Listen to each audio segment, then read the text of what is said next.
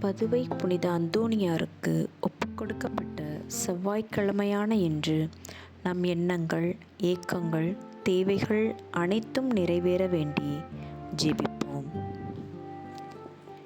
எங்கள் பாதுகாவலரான புனித அந்தோணியாரே, இறைவனுக்கேற்ற ஊழியரே, குழந்தை இயேசுவை கையில் ஏந்த பேறு பெற்ற தூயரே, திருமறையை ஆர்வமுடன் போதித்த மறைப்பணியாளரே, தப்பறைகளை உடைத்தெறிந்த மறை வல்லுனரே, இறைவனின் தனி அருளால் பசாசுகளை ஓட்டியவரே, துன்பப்படுவோரின் துயரை போக்குபவரே, பாவிகளாகிய நாங்கள் உமது உதவியை நாடி உம்மிடம் ஓடி வந்தோம். எங்கள் ஆதரவு நீரல்லவோ?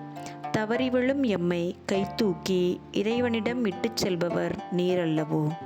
எங்கள் மகிழ்ச்சியும் நம்பிக்கையும் பேரின்பமுமான இறைவனிடம் பரிந்து பேசுபவர் நீரல்லவோ? உம்மை அண்டி வந்த உம் அடியார் எம்மீது உம் கருணை கண்களை திருப்பியருளும். அழுவோரின் கண்ணீரை துடைத்தருளும். நோயாளிகளுக்கு உடல் நலம் பெற்று தந்தருளும். நீர் பாராமுகமாயிருந்தால் நாங்கள் யாரை அண்டிச் செல்வோம்? ஆண்டவரிடம் நீர் எங்களுக்காக பரிந்து பேச மறுத்தால் நாங்கள் யாருடைய உதவியை நாடுவோம்?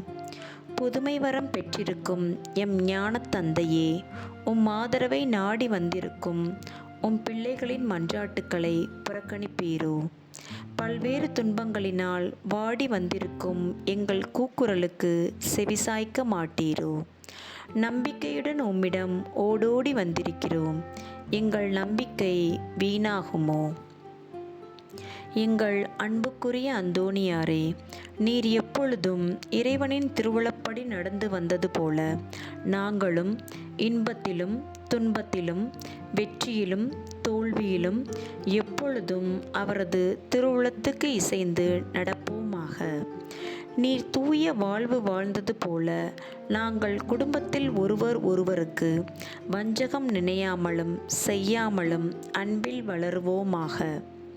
அனைவரும் மெய்யங்கடவுளை கண்டறிந்து தக்க முறையில் அவரை வழிபடவும் எங்களுக்காக இயேசுவை மன்றாடியருளும். எங்களையும் எங்கள் குடும்பங்களையும் நாங்கள் மேற்கொள்ளும் தொழில் முயற்சிகளையும் உழைப்புகளையும் ஆசீர்வதித்தருளும். எங்கள் விண்ணப்பங்கள் நிறைவேற எங்களுக்காக இறைவனை மன்றாட வேண்டுகிறோம். ஆமேன்.